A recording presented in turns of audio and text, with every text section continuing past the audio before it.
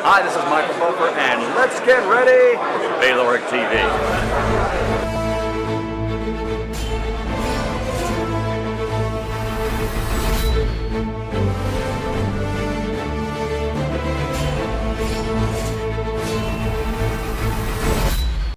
Good morning, good afternoon, good evening, wherever you are in the world. My name is Ingram Jones, and I have with me a special guest, a man all the way from Canada. For Canadian listeners, I think you're going to like this one. The man is known as Manny Montreal, and he's from the Fight City website. Am I correct there, Manny? Yes, sir. The Fight City. The Fight City, indeed. So before we start, let's. Where do we get to see the Fight City? For those people who want to see that. Well, obviously, thefightcity.com. If not, you can always come to us on Facebook, Instagram, Twitter. We're all over it. Fantastic. Okay, so tell us a little bit about the Fight City, Manny, and how you got involved with boxing. Actually, it's I've been a fan of boxing for a long, long period of time, and I was dwindling away at a job in a parking garage, and just a diehard fan on Twitter, and I was always aware of what was going on, and I had several friends in the industry, but I never actually capitalized on it. And it's actually somebody out your way, one of our main contributors, I'd say an equal owner in the Fight City, gentleman by the name of Lee Wiley, who's quite possibly our most popular contributor to the Fight City. He's actually, if please correct me if I'm wrong, somebody, but like he's out your way and makes excellent videos. And I actually got in touch with him over Twitter, and through him, he put me in touch with the editor-in-chief now of the Fight City, a gentleman by the name of Michael Carbert. So between Lee Wiley, myself, Michael Carbert, and another gentleman who's an excellent writer, Elliot McCormick, there's several other contributors, but those are the main core guys. And basically, from my rantings on Twitter, I got recommended to help out by Lee Wiley, and we got going on this. And now I've been involved for over 2 years. Fantastic. So you guys are mainly based in Canada, am I correct? Yeah. Obviously, I try and head up to America, United States, any chance I get. But for the main part, I concentrate on Montreal, hence the name. But the website's named for our city, but I do like to showcase Canadian talent above everything else. And then obviously, if there's major news, we try and cover it. We're also known for our history posts as well. We have a beautiful library of history posts. So, on any given day, we can put up some really quality content. Okay, on the subject of history, today I had a little rant on Twitter, and one of the things I mentioned was that because of today's society where it seems that promoters are more interested in I don't like using the term casual, but it's the best way to describe it, the casual fan, promoting fights to casual fans, and those who are boxing connoisseurs can see a mismatch, can see when a guy's jumping up 2 weight categories and he really has no chance. And when people are saying it's a 50-50 fight, we're saying, hey, this isn't a 50-50 fight. And when people are calling about pound for pound fighters, you look in your history books and you look at what great fighters were in the past, that today's standards may be questionable. And my point is this: if there's a lot of talk about fighters not being very good today, or this person's a bum, is there a situation where we can overlook a potential great and diminish them because we ask for too much? Well, okay, there's a couple of ways to look at that. Mm-hmm. First off, I want to point out that there is, for example, a fantastic fight, Andre Ward versus Kovalev. Right. Okay, they offered that to the masses on pay-per-view, and out my way anyway. So people had to pay for it. Now, I believe the pay-per-view buys were about 146,000. I strongly believe that is way below the actual number of people that watched it. However, it is not the number of people that you would think would watch it. They could have drawn a lot more. They could have sold it a lot more, but they didn't. What does go on free TV, which has a commercial every day or twice a day or three times a day on free TV, are these mismatches, right? So, for lack of a better term, this is almost an HBO versus PBC kind of thing for the argument of mismatches. The thing is, though, PBC is getting visibility for their fighters, and the common everyday person that's not a diehard fan that really loved Kovalev Ward doesn't understand that, I don't know, Vargas versus Garcia wasn't exactly a top tier fight. So, with the understanding that the masses don't understand boxing as good as some, the free TV is technically where it's at. I think they made a major mistake with not putting that HBO card on for free, or at least televising it everywhere. As far as the way things were and the things are now, I mean, there is a bit of the, Mayweather is going to retire for all intents and purposes, the richest boxer alive, dead or alive. And, he basically, he wrote the story of his own career. He got to choose every fight, and he modeled everything about his career. He was the architect of it. What happens is you got fighters that aren't as talented attempting to do the same, because everybody doesn't want to. There's a lot of guys that are worried about getting a loss. Whereas in, like you said, back in the good old days, some of our best fighters had losses, and it wasn't unheard of for a guy to come back from a loss. Whereas in today, you're almost a write-off if you've gone from undefeated to having a loss. Exactly. Totally. So I want to focus a lot on Canadian boxing because I don't think Canadian boxing gets enough exposure as it should do, because it's very easy to jump across to America, very easy to jump across to the UK. That's where it's really buzzing. But there's some good fights and good fights in Canada. I was talking to a female fighter the other day. I can't remember her last name. Jelena. She's a multiple belt champion. Yes, You know what I'm talking about? out by Alberta. She's number one ranked in Canada amongst Yes. females. And she's got multiple belts from multiple weight categories. Very good fighter. But had she maybe been in the US or the UK, we probably know a little bit more about her. No, obviously, there are some detriments of being here, but we named our website The Fight City because I strongly believe that, at least for this side of for this continent, that is, there's Vegas, there's New York, and then there's Montreal. Now, as far as the rest of Canada is concerned, out in the western provinces, it's a little more sporadic, and good continuous cards are very hard to come by. Out in the Atlantics, you occasionally have some really good cards, but it's not frequent enough. Montreal's the only city. I'll give you an example. I already know what the projections are for 2017 from basically we have two major stables out here, which would be Eye of the Tiger and Groupe Yvon Michel. Groupe Yvon Michel obviously having Adonis Stevenson, Elidor Alvarez, Better Biev, Boutte, and Eye of the Tiger having David Lemieux and their Schiller Ippolit, and they have a few other guys. They have some young up-and-coming fellows too. Now, both of them are committed, and what looks like right now is more than likely there will be 1 to 2 boxing cards, pro boxing cards, per month for the next year. Now, that's big news for our area.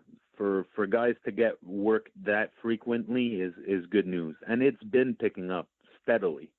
It's not just so much the fans, but we have a tremendous amount of fighters. There's a long list of young fighters that are on the cusp of being known. So, who are the fighters we should be looking out for in Canada in 2017?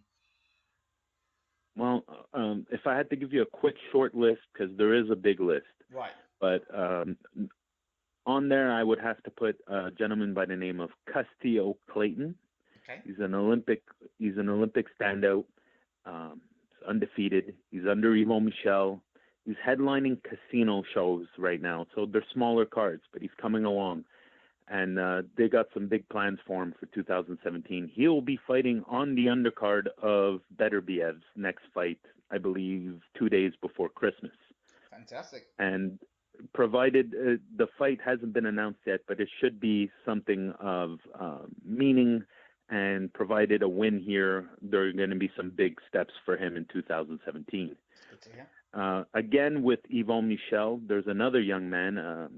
By the way, Castillo's a welterweight. Okay, thank you. There's another young man, super middle, by the name of Eric Bazinian. He is undefeated. He's got an outstanding amateur record, just something like over 300 fights and only one loss. He's come here. He's now, I believe, 10-0. He's got a youth title on him now. The sky's the limit for this kid. If he stays concentrated, there's nothing he can't do. He is quite possibly one of our best boxers from out here. Then there is, with Aya the Tiger, a young man by the name of Stephen Bang Bang Butler.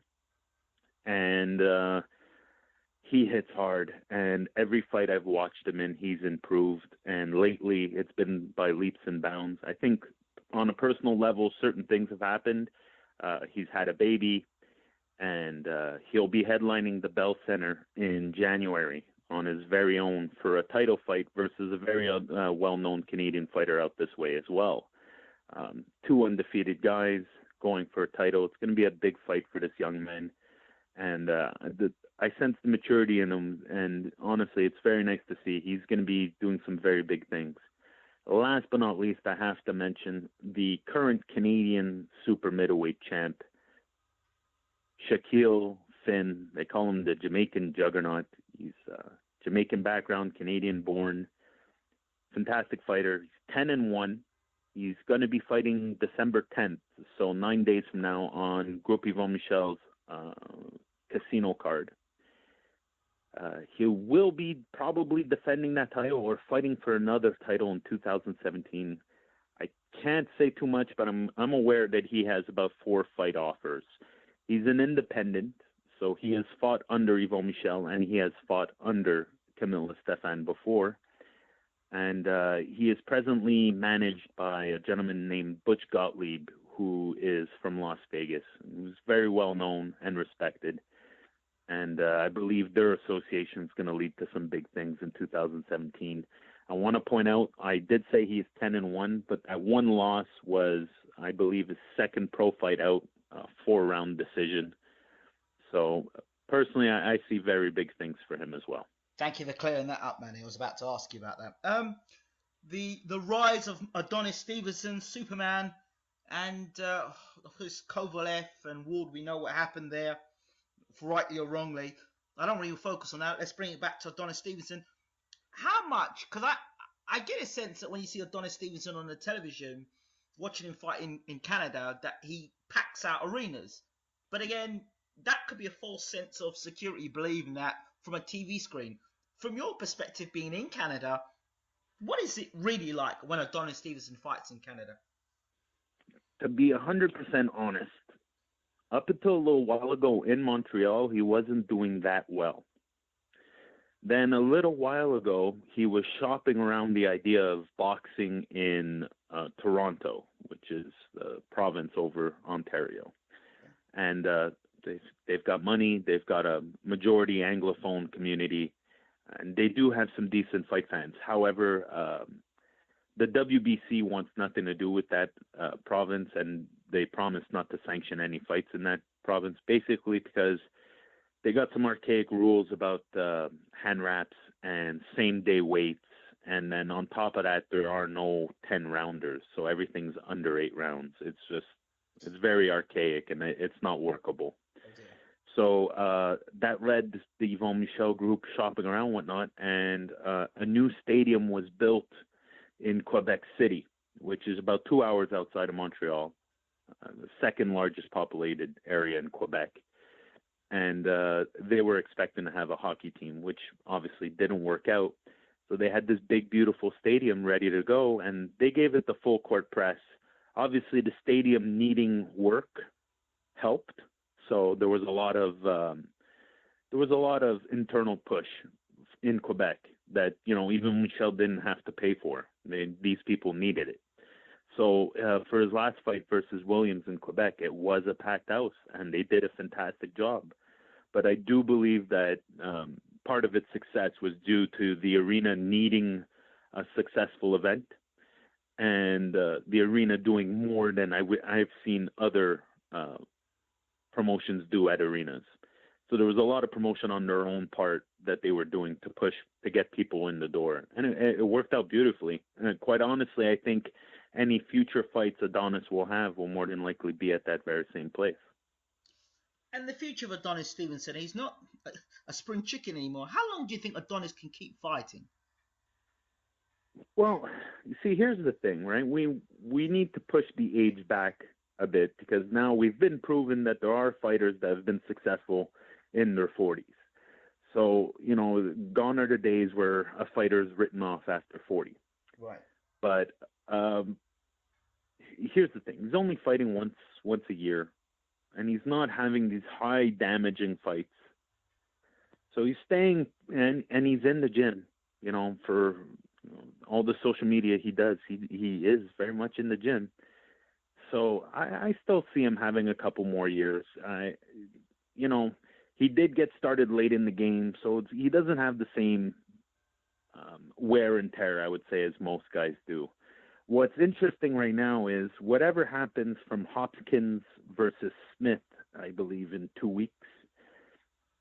There's been talks where should Smith win versus Hopkins, that more than likely he will be Adonis's next opponent sometime, assumably in February in Quebec City. That's an interesting fight right there. Should Smith lose, they will continue with their plans of making Ellider face him, who's going to be the mandatory anyway. So regardless, within this year, he's going to have to fight Ellider Storm Alvarez, which is a stable mate, which makes things a little awkward. But, you know, that's providing the Smith fight happens. I'm interested in seeing what he does with Bernard Hopkins. I mean, if he has a very dominant performance versus Bernard Hopkins, I'd be all for it.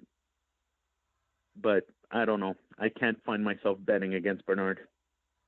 It would be interesting to see what would happen if Joe Smith were to upset Bernard Hopkins, and people would say, well, he's 50. So I don't know if Joe Smith... And if Joe Smith loses to a 50-year-old, that doesn't look good. And if he wins against a 50-year-old, it still doesn't look good. Either way you look at it, it doesn't look good. Well, you see, it looks like a no-win situation if you don't consider the fact that more than likely, should he win, he'll get a title shot. If you look at it that way, then yes. You know, so I on a career standpoint, there's certain benefits from fighting Bernard. I think I'd be glad to be Bernard Hopkins' last fight to go down in all history books as Bernard Hopkins' last fight. I think a good showing alone is something respectable, and I do wish him well. However, like I said, even against Kovalev, I couldn't find myself to bet against Bernard. It's too difficult. He seems to rise to the occasion sometimes. Okay. Back to Canada and Bebitev. What happens with him now? Well, it's very interesting, actually. Should have Kovalev have won, Beterbiev, like I said, is fighting 2 days before Christmas. Yep. And providing he wins that fight, which for all intents and purposes he should, he was going to be the mandatory for, I forget which belt. I don't remember if it's the IBF or not, but one of Kovalev's belts. And now that Ward has them, obviously that's been put in hold since Kovalev had the rematch clause. So Beterbiev is going to find himself waiting for the winner of Kovalev-Ward. And to be honest, I really hope it's Kovalev. I do. I personally thought Kovalev won that fight. Okay. What about a Ward fight against Gennady Golovkin? I hear Ward's been calling Gennady Golovkin out to come and meet him at 175 pound. I think that'd be a tremendous fight. That'd be a fantastic fight. It would definitely, take away from all the people that talk bad about Andre Ward. Because I do see him as being great and everything, but up until that Kovalev fight, for historically, he hadn't really done anything since the Super 6. Mm-hmm. Like if you were going to highlight the major points in his career, obviously it's Super 6, and now the next point is Kovalev. There was nothing in between. No. So, I mean, if he were to have a fight with Triple G, regardless of the outcome, again, Triple G is one of those guys I will not bet against. But regardless of the outcome, that's a fantastic fight because it really cements his legacy as a fighter's fighter.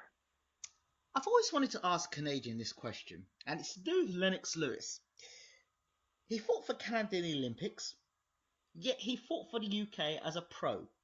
Have the Canadians ever forgiven him for that? Yes, absolutely. Absolutely.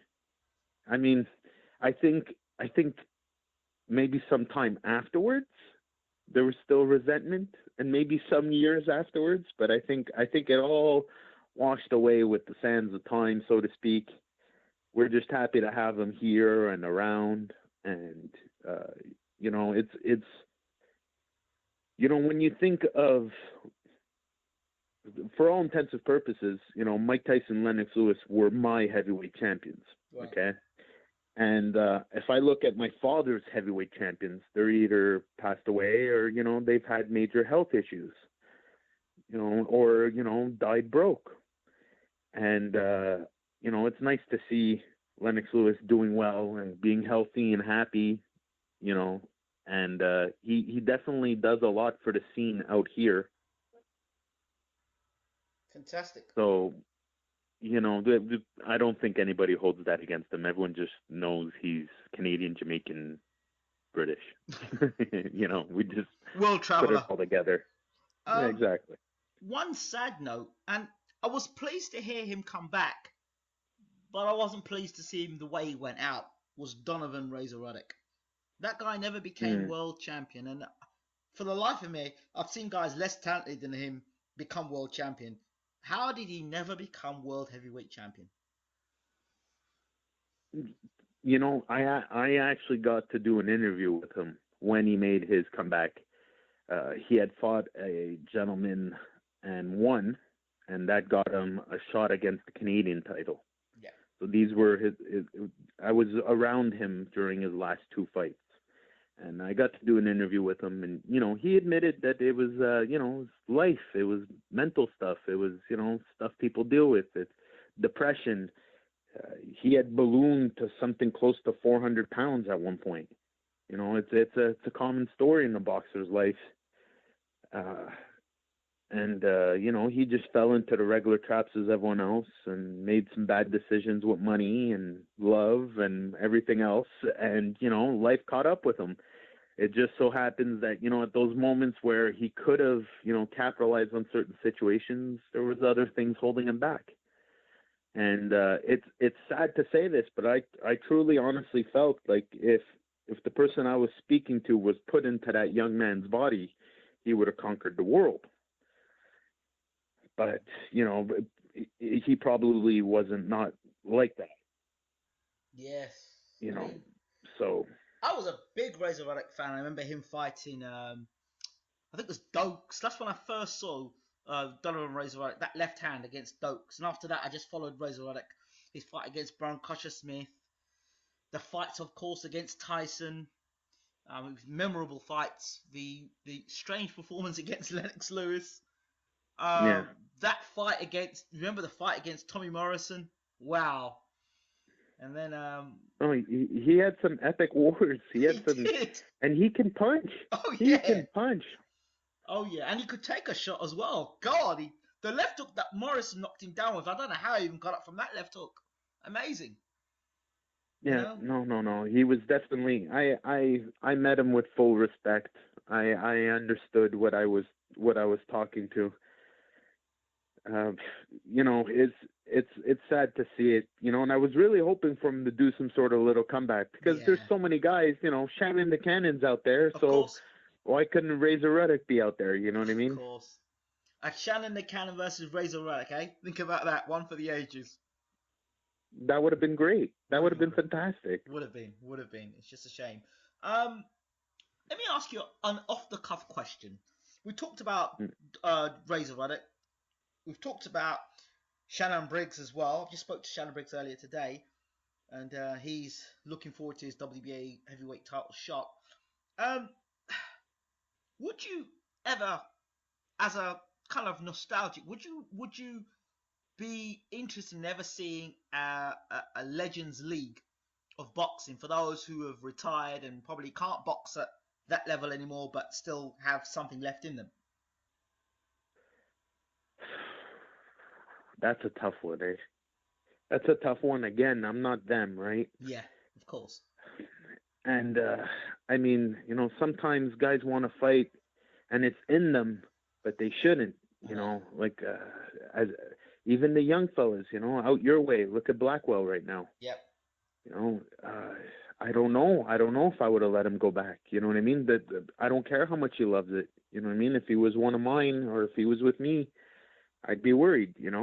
And when they get on in years, I don't know how to explain it. There's, to a certain extent, boxing is a bit the equivalent of some sort of extreme racing or stunt driver or something. Jumping over a cliff. Yep. It's You can dangerous, yeah. jump over the cliff so many times, but eventually you're gonna fall off, right? Yeah. And if you've had your career, you've made it across the cliff X amount of times without falling all the way to the bottom, why are you gonna go jump it now when you've gotten away with it this many times? The bell will toll for us all. You just don't want to be there when it's there. I So mean, I don't know. Personally, I don't think I'd be for it. I'm okay with the occasional charity thing where they do a couple rounds with headgear and you get to watch them, you get a little shadow image of what used to be. I'm all okay for that. But full on league where these guys have regular bouts and they're training for a regular thing, they know they got something lined up, I'm not so sure. what about maybe 3 rounds, like a prize fighter or something, and you've got all these legends in there just for one night? They can earn a bit of cash, make a bit of money. Yeah, no. I listen. Okay, I've never seen Mike Tyson live. Right.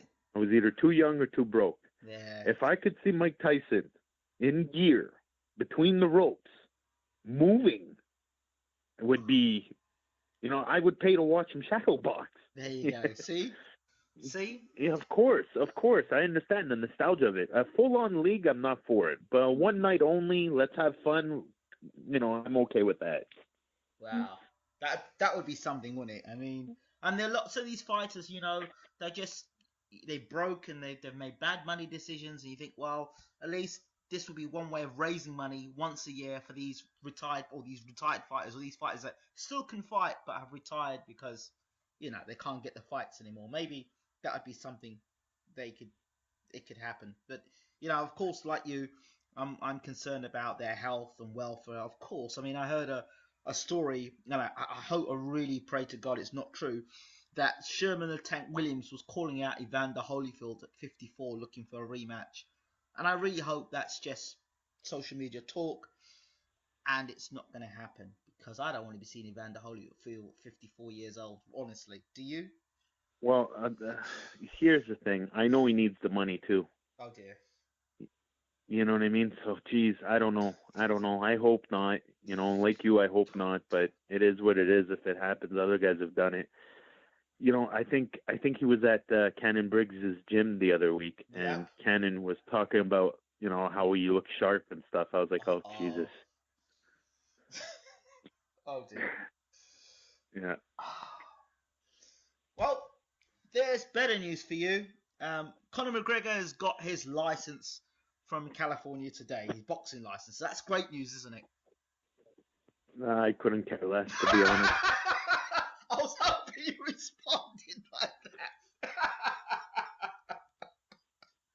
You know what? I want Sugar Ray Leonard to come out of retirement, and I want him to go 2.5, 3 rounds with Sugar Ray Leonard. If he survives that, I'll be okay with him making his pro debut. Oh boy! Oh boy! Can you? It's some real stupidity. Can you imagine Chris Eubanks? Yeah. Can you imagine Chris Eubanks versus this guy? Forget Mayweather. It's like, I don't understand why people even pay this any attention. It's ridiculous. It's as stupid as when people were saying Ronda Rousey was going to fight Mayweather. Unfortunately. That's actually a better matchup, by the way. Unfortunately, this story, the only reason I think this story probably has got legs, there's 2 reasons why I think this story may have legs to it. He got his boxing license because he's trying to negotiate with the UFC to say, hey, give me a piece of the pie. I want to be in, at a higher level, not just as a fighter. I want to own this crap. Or B, he's serious about turning pro and getting a fight against Mayweather. And that'll be $100 million fight. Yeah, well, you see, in his mind, that's what he thinks he's worth. But I mean, if Pacquiao had trouble negotiating to get a 50-50 split, couldn't get a 50-50 split with Mayweather. Pacquiao. Okay? Let's face it, before he fought Mayweather, arguably the number 1 in the world. Okay? Okay. Pacquiao could not get an even split, could not negotiate his terms and get stuff that he wanted. Conor McGregor might get the keys to Mayweather's summer house and, one of his roles and a couple million if he's lucky. If they pay this guy $100 million and he's never boxed a day in his life, I might just stop watching. I don't know what to say. He has boxed as an amateur. He was quite a good amateur, from what I understand here. No, I don't deny that he'd be okay, but I don't think he breaks the top 15. I don't think he breaks the top 100. No, I agree with you. I've had this conversation on Twitter, and I said Conor McGregor versus Amir Khan, and I said Khan should beat the brakes off of Conor. But I said if McGregor landed a left hand on that chin of Amir's, that's where I kind of went. It all went quiet, and everyone kind of went quiet because they knew if he lands, Yeah, but here's the thing, though, right? Let's forget Amir Khan for a second. We're talking everyone else. He's talking about coming to boxing. He won't get Amir Khan his first fight out. Let's talk his first fight out, okay? Let's just say that the plan is to eventually get him a fight with Mayweather, and they get him a little pro debut fight, right? Yeah. Who are they going to find to fight him? Okay, a guy that's 10-0 maybe? 15-0? Some guy who's been knocked out and beaten a few times and is going to talk a bit, but he'll get eventually knocked out anyway.